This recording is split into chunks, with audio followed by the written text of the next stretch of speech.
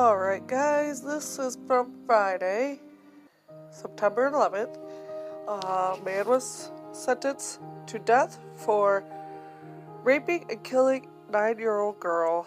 Now this is something I like to see. I think if there was more death penalty in cases against children like this, not necessarily raping, but well, that too, but also just killing kids and, torture, all that. We need to bring back the death penalty. I firmly believe a few of them get the sentence and it would drastically decline. I don't know, what do you think? Let me know in the comments below, but until then, I'm going to read this to you. A Florida man was sentenced to death on Friday for raping and killing a 9-year-old girl. Hillsborough County Circuit Court Judge Michelle Cisco affirmed a jury's unanimous death penalty recommendation for Granville Ritchie. The Tampa Bay Times reported. He was found guilty last year of first-degree murder, sexual battery, and aggravated child abuse. According to Fox 13, the mother of the victim spoke during the sentencing. The only thing I regret today is I cannot ask for his fate. That would be for him to be hung. She said, for him to feel what she felt, I feel like death is appropriate. All I know is he needs to be like her. Ritchie's attorney, Bjorn Brunvand, had argued that Ritchie's abusive and violent childhood in Kingston, Jamaica, and lack of prior criminal history should prevent him from being put to death. No, I'm sorry. What happened to you as a kid? You have anything and everything at your disposal to change who you are as an adult. So I don't think you can use your childhood traumas, which, I mean, I've had quite the childhood, especially filled with trauma, and I would never use it for justification in a crime. I would never commit crime. This is horrible. This is horrible. Ritchie, 41, was dating 9-year-old Felecia Williams' neighbor, Ebony Wiley, in May 2014, prosecutors said. Richard and Wiley were watching the girl one day and took her to his mother's apartment. Ritchie sexually assaulted and strangled the little girl while Wiley went to buy marijuana, prosecutors said. Ritchie then hid the girl's body in a suitcase and later dumped her from a causeway into Tampa Bay. Wiley testified that Ritchie told her he gave Felecia money to buy candy at a nearby store, but she never returned. Wiley had initially told police that the girl ran away, but changed her story after Felicia's body was found, officials said. Wiley was charged with lying during a missing persons investigation and is scheduled to face trial next month. Yeah, so we'll have to keep caught up on that one too, but this is horrible. I mean, I am glad the little girl got justice.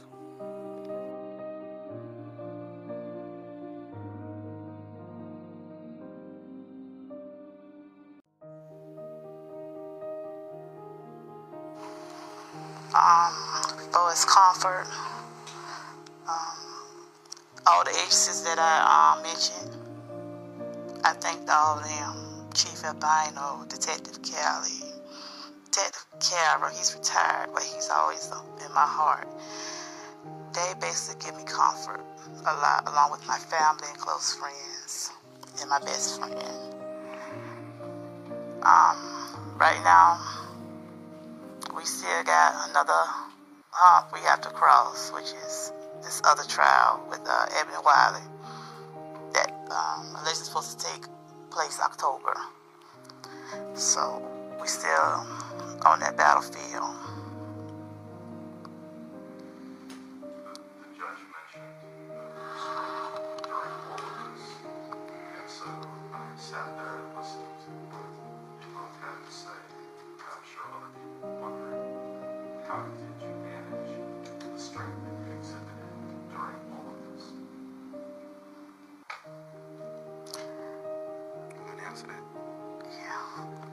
lot of people speak on faith. You gotta stand on faith. It just ain't speaking on it. It's a belief, it's a way of life. So it just put your faith in God. A lot of people say that, but they don't do that. He gonna take it because we as humans can't take it ourselves. So we go to him and we ask him to take what we can't stand ourselves. And I did that. And he removed that away from me. And that's why I told Grandpa, I have no ill will towards you. I once was you. I once was a monster. I came in and out of these courtrooms. But since I went to God and asked for forgiveness, I've never been back here since. So you gotta put it in somebody else's hand to take that person that you can't take. 2 o'clock in the morning, 3 o'clock in the morning, 4 o'clock in the morning phone calls. It got to the point where I didn't even want to talk to her because all she talked about was my baby, and I ran from her. Instead of me comforting her, I couldn't look her in the eyes, I couldn't stop her from crying. So I had to turn my back. When she come to me crying 2, 3 o'clock in the goddamn morning, I had to turn and walk away. But I went to God and asked God to give me the strength because I had to be true for both of us. He did that. That's why I have no ill wills toward him. I once was him. I once was a monster. And I went to God and God changed me. So that's what he needed to do. That's what he needed to do. People talk about God. People talk about faith. People play with God. But if you go to him sincere, he'll change your life and make your life so wonderful. Felecia, was justice served? Yes. Yes, it was. I realized And I'm still struggling with forgiveness. I know I one day have to forgive, but I am still struggling with that. And yes, I did wear all black to bury him. And if I'm not here, I want my family, my friends, even everyone that was involved in the case, carry on for me. Make sure that justice is actually served up to that day. I also wear a Hello Kitty represent. She loved Hello Kitty.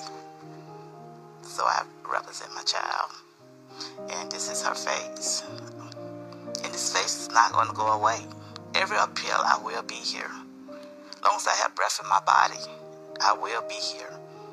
Anytime he try to appeal, he's going to see this face. This face is going to represent Sugar Plum. That was my junior. I named her after me.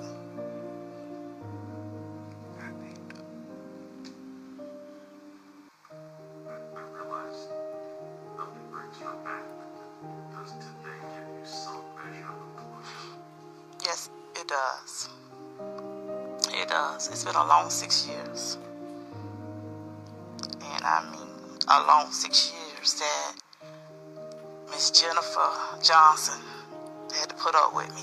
Mr. Harmon, Miss Kimberly Hyman, you know, and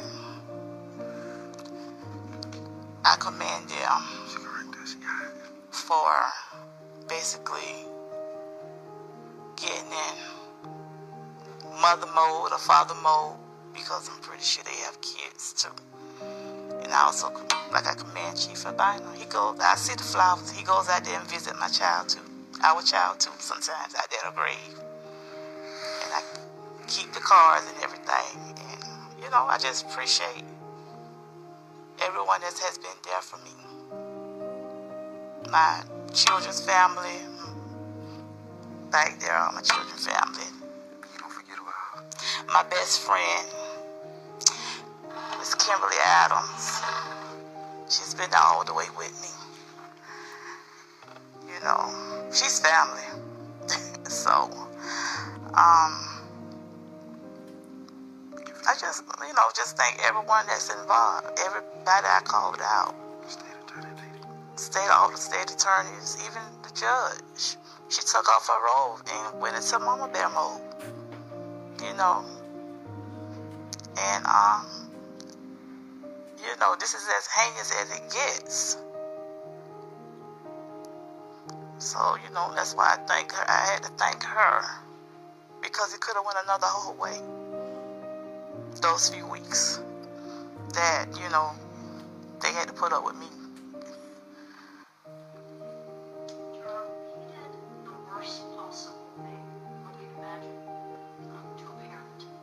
Why was it important for you to tell him that you forgive him, that you love him, and ask him over and over again to plead for forgiveness to God? Why was that important? This might be the last conversation you're ever going to have with him. Why was that important to you? Because I once was him. I didn't go to the state that he went to. I didn't do the things that he did, but I once was him. I was a monster. So it took for me to lose my baby to change my way of thinking. Is it sad to say that? No, because I wish I could have still have. But if it took for me to lose that to gain my life back, then she ain't died for no reason. And what are you hoping your words do to him? I hope he get a better understanding with God, because that's the only person can save him. I see a lot of people talk about God, but all they do is talk. You don't talk about him, you feel him. The same way you eat, the same way you drink. It's a part of your life. That's what I got inside of me. Every day that I get up, I gave him thanks, because I was not supposed to be here. He allowed me to be here to see for my child when I was not there for him. Be there for my family. So I have no ill wills towards him, because he's only a mere man. A lot of people make mistakes in life, and some people's mistakes are worse than others. So how can I judge him when I once was him?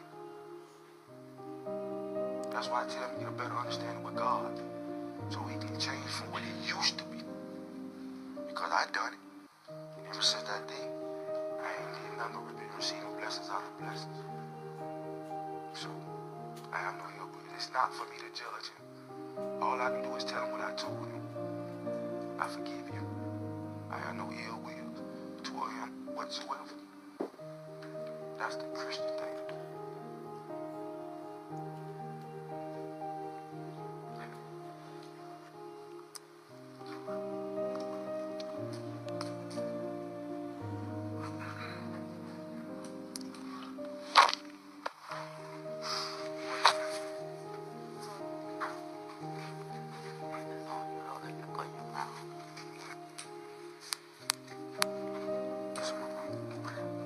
Still talking.